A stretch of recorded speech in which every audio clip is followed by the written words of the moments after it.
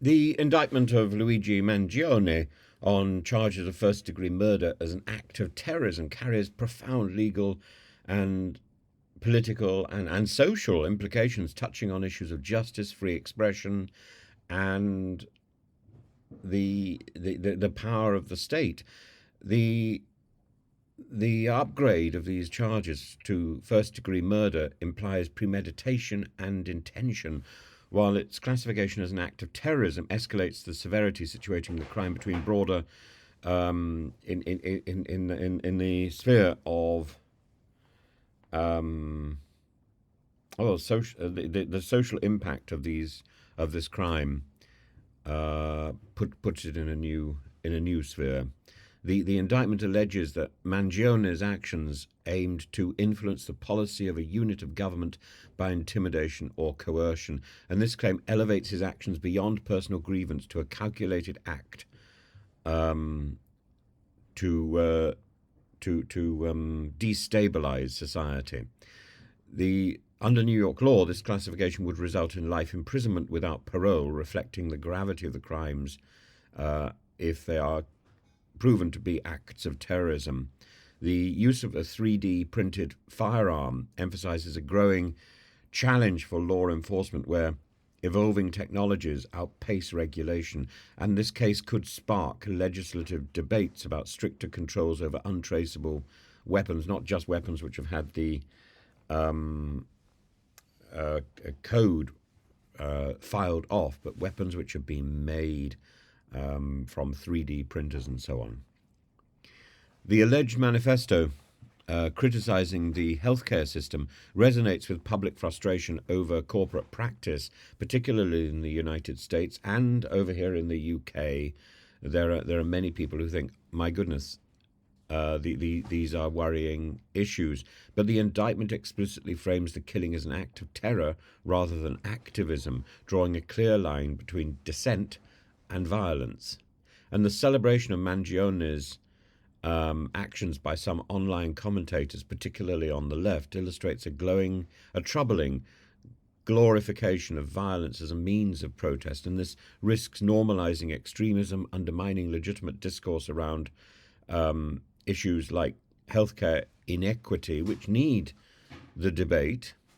This debate is vital, but the speed with which this debate, I suppose, has blossomed over the murder and Mangione's alleged actions have exacerbated the legal response and have pushed the legal response into this corner to make it clear that this is not a case about activism and a debate about the future of healthcare, but it is an act of sabotage of the system, sabotage of the state. So the charges also highlight the judiciary's intention to combat his narrative, signalling that targeted violence against perceived symbols of oppression will face the harshest penalties. And the spotlight on United Healthcare and the broader healthcare issues undoubtedly intensifies discussions about corporate accountability, and Mangione's grievances, while illegitimate in their execution, underscore the failure of the system that has exacerbated public dissatisfaction. Manhattan District Attorney Alvin Bragg's framing of the case as extraordinary reflects a strategic effort to reinforce public confidence in the rigor of the prosecution while dissuading similar acts, and former President Donald Trump's condemnation of those glorifying the murder underscores bipartisan agreement about the abhorrence of violence, though it also injects the case into broader culture wars. It highlights the fluidity of the definition of terrorism, traditionally associated with political or religious actions. The application here to corporate grievance broadens the scope, potentially leading to precedent-setting interpretations of what terrorism can involve. And critics might argue that invoking terrorism statutes risks conflating the critique of the system with violence, potentially chilling legitimate protest or speech. And the manifesto's focus on healthcare inequity raises questions about the intersection of ideology, mental health, and criminal intention. The case illustrates how disillusionment, particularly by educated and disenfranchised individuals like Mangione, can morph into violence when the grievances about the system are unaddressed. And the targeted killing of a CEO has prompted corporations to re-evaluate security measures for high-profile executives, reflecting new vulnerabilities in an era of heightened tension.